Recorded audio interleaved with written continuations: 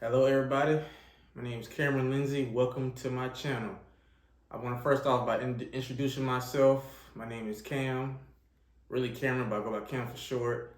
Uh, I started this channel because of my love for sports, and I always wanted to be a sports analyst for companies like ESPN, Fox, all NBA or college football, any of them. So, and this channel is gonna be to help my career towards that. Uh, like I said, right now I'm in college at CSU, 26 years old, and getting closer to graduating. I'll be a senior after this semester, so yeah, very excited about that, and just wanted to grow this channel. I know it's gonna take time, but I hope that you all tune in and to these videos. We can grow together, and I feel like you will enjoy my take on each video that I do. And so for today's episode of it, today is the very first episode of my podcast. And today will be about the college football conference championship games that are happening this Friday and Saturday. A lot of them will be, some of them will be impacted based off of the college football playoff. So that's what we're going to be talking about today. And so first I want to start off by talking about going to HBCU, talking about the SWAC. The SWAC championship features the Southern versus Jackson State Tigers. And we're gonna start off by talking about Southern. Southern has a 7-4 record, and in the regular season they finished 5-3 in conference, with averaging 33 points per game on their offense, 32, but giving up 32 points per game on defense. So that's pretty much a real big problem right there. They don't really have a good defense this year.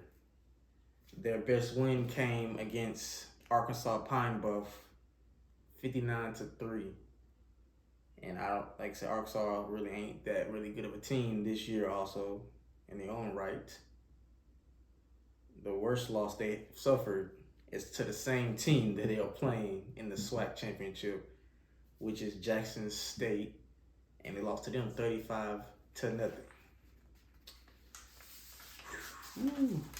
Now on to the reigning SWAC champions, Jackson State, who have finished with a 11-0 record, 8-0 in conference, averaged 37 points per game on offense, and only give up 10 points per game on defense, which that's just very well. They play on both sides of the ball very well. Their best win came against Southern, 35-0. Their worst loss is they don't have no loss because they're undefeated. They finished the regular season 11-0 and perfect in conference play for the first time in school history, by the way. And I want to give the SWAC honors. Deion Sanders is back-to-back Coach of the Year. Shedeur Sanders is Offensive Player of the Year. Aubrey Miller Jr. is Defensive Player of the Year, linebacker number 45. And Kevin Coleman Jr. is Freshman of the Year for the SWAC. And so, based off that, I'll probably give my prediction and say, well, they did beat them 35-0 earlier on in the season. And I feel like they'll probably put up a better fight, but I still feel like Jackson State is still too good on both sides of the ball. Offense, Shedeur, who should be a Heisman candidate, who broke the school record for touchdown passes. And then, of course, you got players on defense like Shallow. You got Travis Hunter, who plays on both sides of the ball, but a real good corner, which I think is the real deal. So I'm gonna say Jackson State 47, Southern 20. I'm gonna say it's gonna be. I feel like they'll put up some points. They're not gonna score 0. I could be wrong, but I feel like it's gonna be 47-20. It's gonna be all Tigers. All Tigers. Too much Jackson State. Deion Sanders and them will leave that game with a victory right there. So we'll see about that. But as far as the FBS level, next we're going to talk about the MAC Conference Championship game, which features the Toledo Rockets versus Ohio Bobcats. And for those who don't know, who don't watch the MAC Conference, it's a pretty good conference. It may not be of course, it's not a Power 5 conference, but it still got some good teams in there usually, and good players. Even look at Kareem Hunt, look at Deontay Johnson for the Steelers. Those are plenty of good players right there that played in the MAC conference. And so start off with Ohio. Ohio has a 9-3 record, 7-1 in conference, 34 points per game on offense, but gave up 29 points per game on defense. So they can score, but they don't really play any defense on that end. Their best win came against Bowling Green, 38-14, but their worst loss was 43-10 against Iowa State. So when they played against a bigger school, better players, they did not play well and got smashed at Iowa State against the Cyclones. But overall, they are still pretty good in their own conference to make it to the MAC championship. And we got the Toledo Rockets, who are 7-5, 5-3 in conference play, 33 points per game, but gave up 27. So just like Ohio, they can score the ball on offense, but they don't really play any much defense. Their best win came against UMass, which is an independent school, and they beat them 55-10. Their worst loss came against Ohio State, 77-21. So that was an ugly one right there on that end. And so for this MAC championship, I thought a little more about it. I feel like that I would, I'm going to go with the underdog. I'm going to go with Toledo. I feel like Toledo, I always have liked their football program and their players. They're the underdog in this matchup. I'm going to go Toledo 24, Ohio 23. I'm going to say they win by 1 point. It's going to be that close in the game. I feel like Toledo gets the upset and wins the MAC championship. Next up, we have the Mountain West championship game between the Fresno State Bulldogs and the Boise State Broncos. Now to start off with Fresno State. Fresno State has an 8-4 record, 7-1 in conference play, 30 points per game on offense, and giving up 20 points per game on defense. So they have a pretty decent defense. It's not over the top, but they get it done to get the win, only having one loss in conference play. Their best win came against New Mexico, 41-9. Even though New Mexico is not a good team, that still was their best win on the season.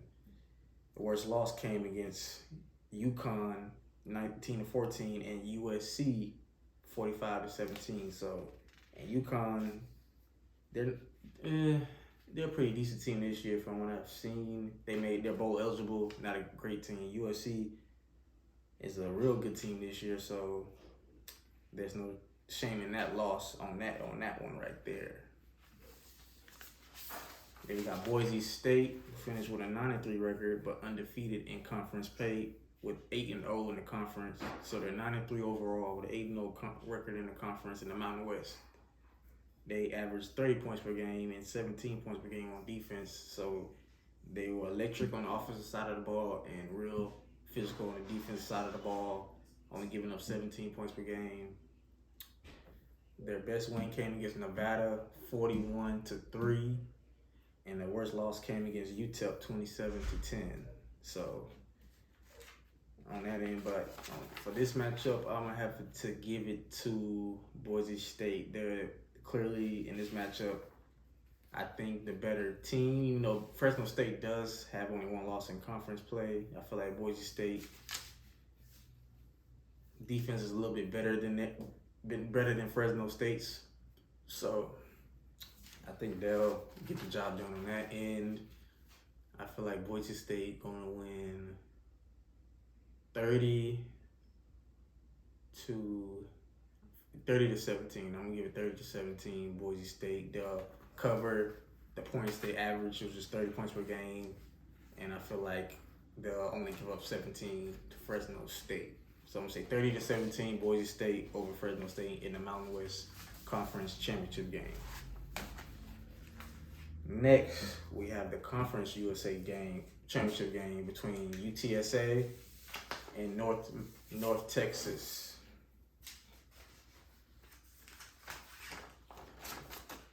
And this matchup, we got the Roll Runners and UTSA versus North Texas. The green. I forgot the green. I forgot their mascot's name, but you get it, North Texas. UTSA, looking at them, they finished with a 10-2 record overall, 8-0 in conference play, so they went undefeated in the conference.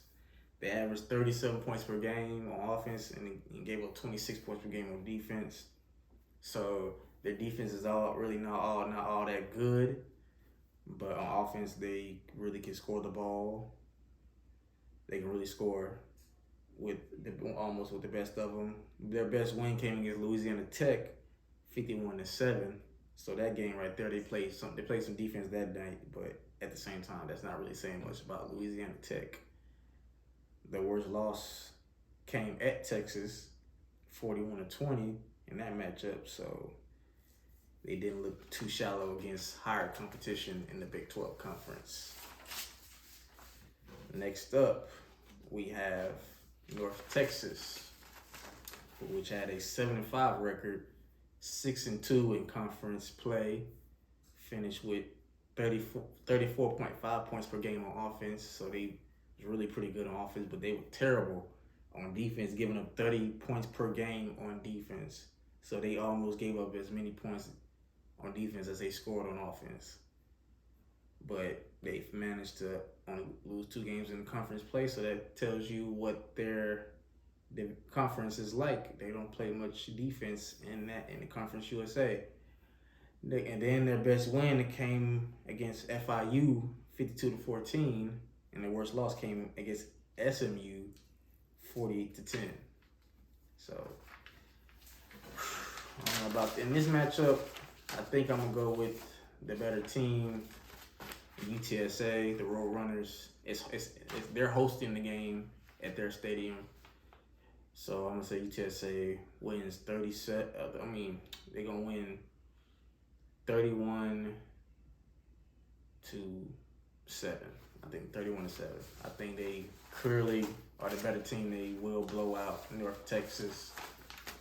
I'll be shocked if this game is close and if North Texas even wins. But we can be wrong, you know. Even the professionals, analysts are wrong a lot of times. So, you know, what can we do? But next up, we got the Sun Belt Championship game between Troy and Coastal Carolina. Now, Troy finished with a 10-2 record. They were 7-1 in conference play, averaging 24 points per game on offense and only 16 points per game they gave up on defense. So they didn't really put up too much 20 points on offense, but they did enough to where their defense held the team to less points, and they were able to outscore that other team. And their best win came against Arkansas State, 48-19 at Arkansas State. And then the worst loss came against Ole Miss, 28-10. So, but overall, them only 2 losses they had.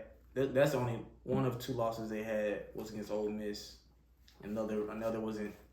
I think was out of. Yeah, one was in the conference. Next, we got Coastal Carolina, the underdog in this matchup. Coastal Carolina finished with a 9-2 record. 62 in conference play. They averaged 29 points per game on offense, but they also gave up 28 points per game on defense. So again, like North Texas, this team gave up almost as many points on defense as they scored on offense. So they even though they record, in my opinion, I don't really think they're good as their record. But I guess that doesn't say much about the other teams they played in the Sun Belt. Their best win came at Georgia State, 41-24, and the worst loss came against James Madison, who was their first year in the Sun Belt Conference, and they lost to them 47-7. So, and that was at James Madison. So, yeah. But in this matchup, I'm gonna go with the better team in Troy, and I'm gonna take them. I'm gonna say it's gonna be 20. I'm gonna say 23-10 Troy.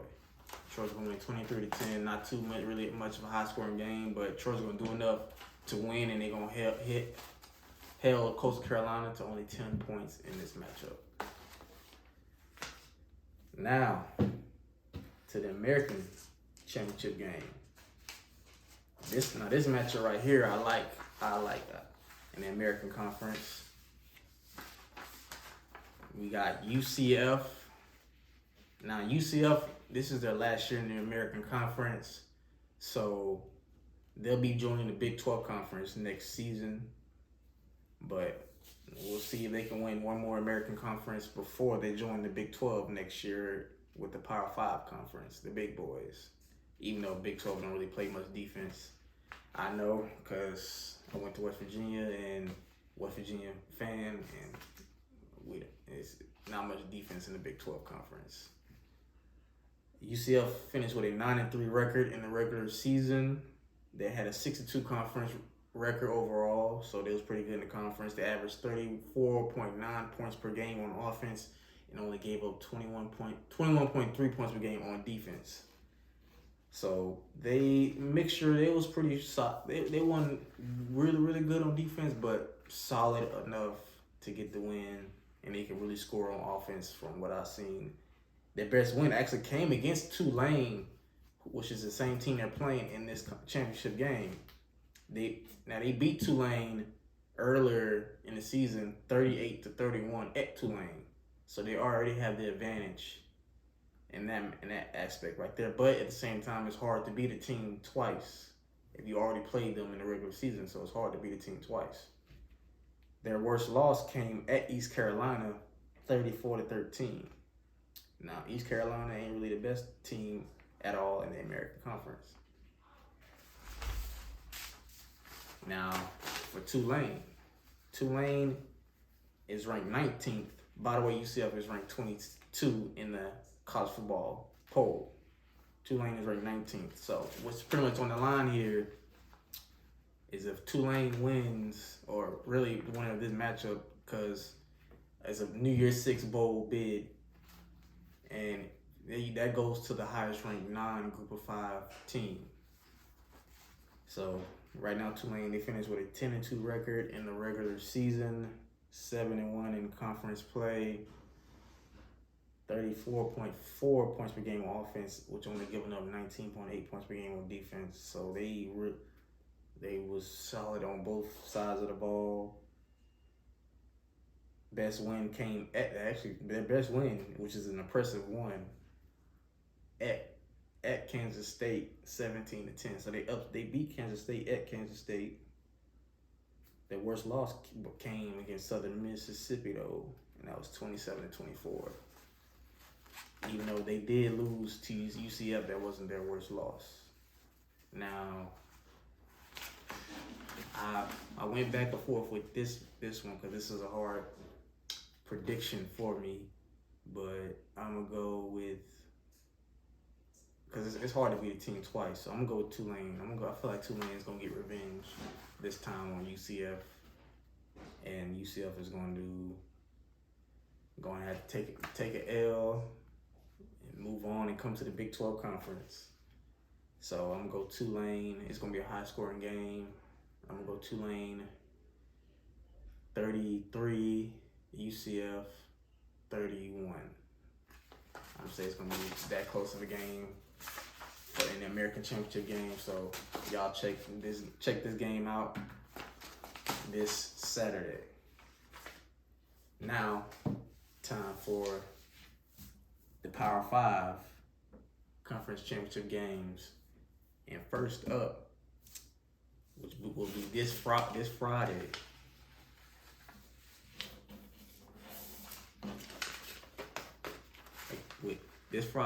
With Utah versus USC in a rematch from this regular season. Now, this matchup it impacts the college football playoff because if USC wins, then obviously they're gonna be in. If they lose, then obviously they're out. And then we're gonna see, will Ohio State get in? Will Alabama get in? Depending on right here what USC does, because they're ranked 4th. Now USC, they finished with an 11-1 record, 8-1 in conference play, because this is Lincoln Riley's first year as coach at USC. He came over from Oklahoma. He brought a whole bunch of transfers in, like Caleb Williams. He bought Jordan Addison, the Blivkoff Award winner from Pitt. He bought a couple running backs from Pac-12. So, he averaged 42.5 points per game on offense. 42.5 points per game on offense. They score the ball a lot, but on defense, they're not really known. Lincoln Riley, I have to say, is a great offensive-minded coach, but he's not really that good on the defensive side of the ball. They gave up 26.3 points per game on defense, and that can hurt them right there. Their best win came against UCLA in a thriller. Again, I said they don't play defense, but they won that game 48-45. It was that close of a game. It was real against a rival UCLA. But at the same time, they scored 48 points, but they gave up 45. So that's a big red flag right there. Worst loss actually came against Utah, who they're playing in this Pac-12 championship game tomorrow. Now, I will say that, yeah, they lost, but at the same time, it's hard to beat a team twice, like I said. And I feel like Caleb Williams, this could be a moment where he wins the Heisman, because the Heisman Trophy is wide open. And I'm gonna say USC, Lincoln Riley and USC gets it done. They get it done. I think they get it done. They will get revenge on Utah against Cameron Rising and the Utah Utes. They get revenge, and UFC will be back in the college. Will be back to start them. They make it to the college football playoff. They get in, which that will probably most likely either keep Ohio State or Alabama out, depending on if TCU wins, depending on how the committee feels about them. But we're gonna get to TCU in a minute on this next prediction of mine. Now, as far as predicting the score, I'm gonna say USC wins 35-27. I'm gonna say 35-27. No, 33-20. I'm gonna go a little down. 33-27. Caleb Williams has his Heisman moment and makes a statement for his case for the Heisman Trophy, and UFC gets in by winning the Pac-12 championship game. Now, even though I wish Oregon was in it, but they choked against Oregon State. Yep. Now, as I said, regarding TCU, for TCU, they will be playing Kansas State in the Big 12 championship game in Jerry's World, where the Dallas Cowboys play in Arlington, Texas. Now, as far as this matchup, TCU and Kansas State played earlier in the season. It was a very close game. Kansas State was up, but TCU came back and won that game 38-28 at TCU. Now, but like I said, it's hard to beat a team twice. So this is going to be a very interesting matchup. Can TCU do it again, or which will some people think that TCU will not get in and they'll end up losing to Kansas State. But some people think even if they lose this game, they should still get in. I'm gonna get to that on what I think. If they lose, do I think they should still get in? But Kansas State finished with a 9-3 record. They finished 7-2 in conference. Averaged 33.4 points per game. Only gave up 19.4 points per game. And like I said, the Big 12 is really not known for defense at all. So that's pretty good on that end, averaging over 30 points a game and only give up 19.4. So that's pretty good, decent right there. Their best win came against a shutout, and they shut Oklahoma State out 48-0 at home. But their worst loss came against Tulane, which I mentioned. Tulane upset Kansas State and on their home field. And Kansas State is a pretty good team. And Deuce Vaughn, the running back, he's small, a little bit shorter than me, but I think he's their best player. And for them to win this game, he's gonna have to be very electric. He reminds me of Darren Sproles, who went to Kansas State and played for my Chargers, the Saints, and the Eagles. So if Deuce Vaughn gonna have to take over this game right here for Kansas State to be able to upset TCU. Now, TCU, they finished 12-0 in regular season play, so they were undefeated in 9-0 conference play, so they finished undefeated overall and in conference. They averaged 41.3 points per game on offense, but giving up 24.5 on defense. So their defense is not really all that, but they do have the reigning Big 12 Defensive Player of the Year on their team that just won it this year. Their best win came against Kansas State, 38-28. And then the worst loss, they have none because they haven't yet to lose a game. And they're ranked third in the college football playoff poll behind Georgia and Michigan. Now, I'm going to go with, in this matchup, I feel like I'm going to go with TCU and a close one because Big 12 games are always close like it was in the regular season. I'm going to go TCU. I'm going to say TCU 41, Kansas State 35. I'm going to say 41-35. I'm going to go that close. TCU squeezes out with a win against Kansas State and makes the college football playoff. Now, do I think they should get in if they lose? If it's a close game, yeah, because Kansas State is ranked 10th in the college football playoff. So if they lose a close game to a top 10 team, they still get in because Alabama didn't even make their conference championship game. Neither did Ohio State. So, but TCU did, and they went undefeated. And if they lose, that'll be in a close game in the conference championship game, and the committee should take that into consideration about TCU. So, but I would predict they win 41 to 34. I'm gonna go TCU 41-34 in a close ball game against Texas State in Jerry's world. Even though I wish West Virginia was in this championship game, but let me tell you this: West Virginia, we will be in the Big 12 championship one day. One day soon, we will be in the Big 12 championship game. So it may not be this year, it may not be next year, but it's gonna be a year. It's gonna be a year.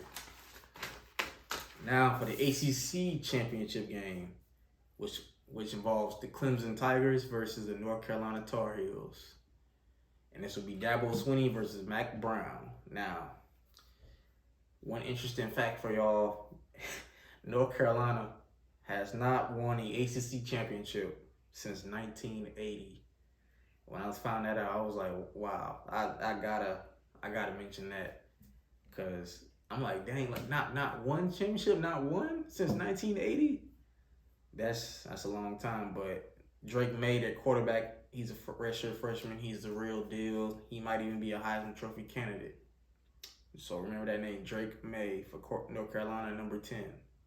They finished with a 9-3 record, 6-2 in conference play, averaged 37.1 points per game, but they were terrible on defense, giving up 30.3 points per game.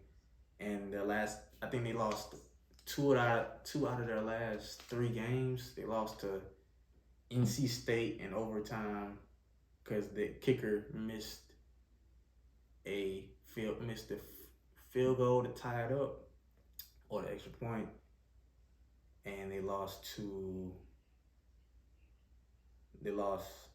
Georgia Tech, which is one of their worst losses. They lost to Georgia Tech 21-17 at home, but their best win came against Wake Forest 36-34.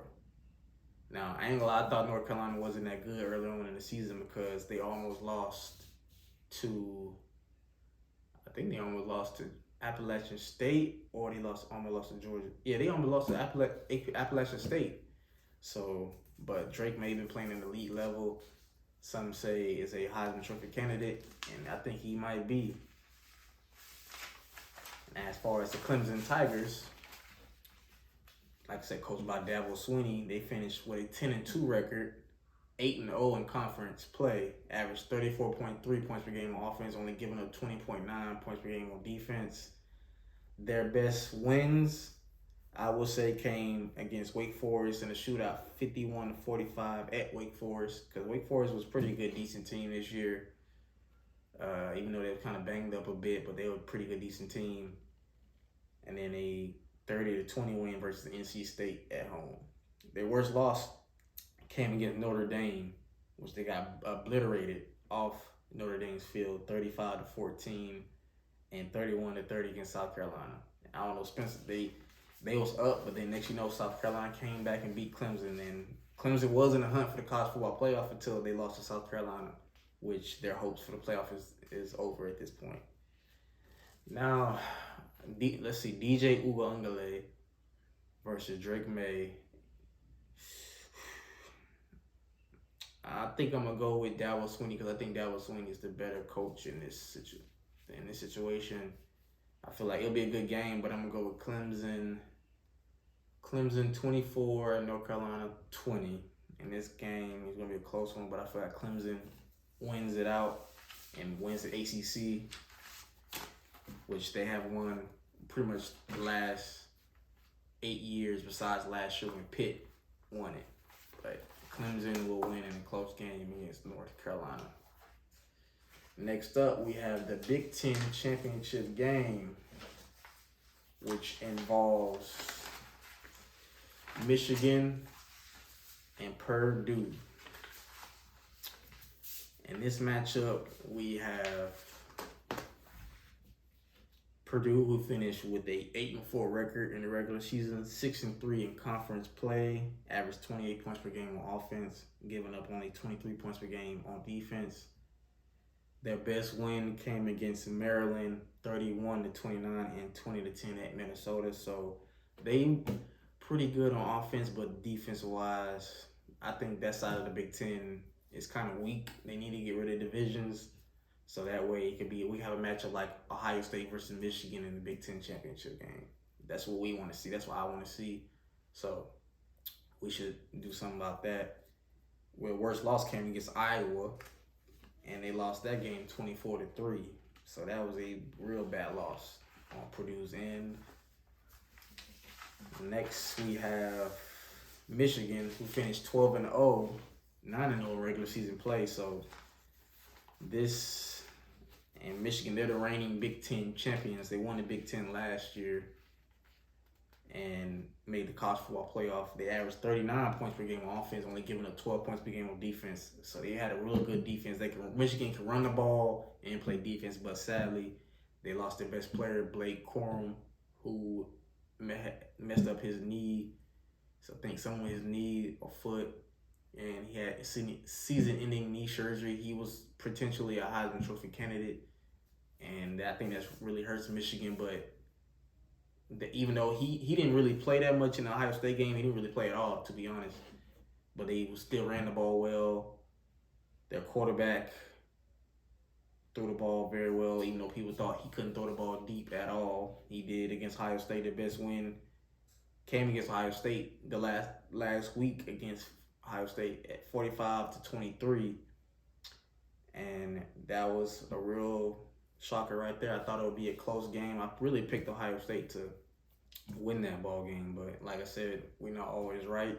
I may not be right in these predictions right here, but you know, I gotta give my take on these. Now I think if Michigan wins this, obviously they're in. I think that clearly they're in. I don't think Purdue stands a chance at all. That Michigan, but I think by halftime this game is going to be over.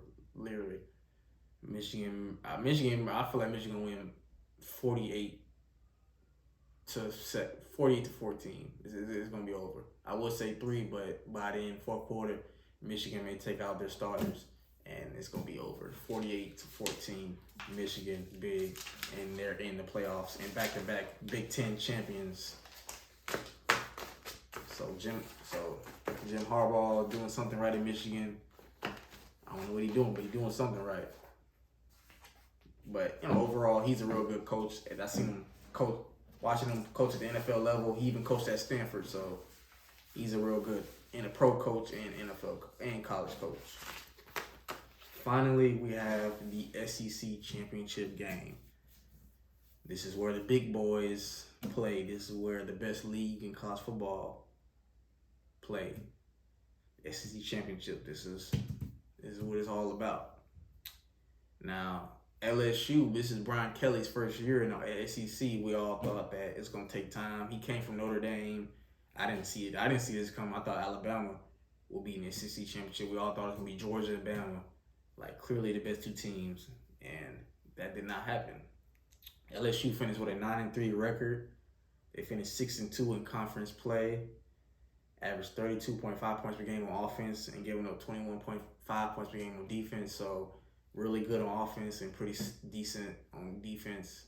Maybe not the best, but they were better than Bama's. Their best win came against Alabama in overtime, 32-31, my corrections, 32-31. And they went for 2 in the last second play in overtime. Well, not the last second play, but they did it in overtime, beating Alabama at home. Their worst loss came against Tennessee, where they got stomped on their field, 40-13, and at Texas A&M, 38-23, which I had a feeling that LSU was gonna be upset because that's a trap game right there. Now, before they lost to Texas A&M, LSU had a solid chance of being the first two-loss team ever to make the college football playoff.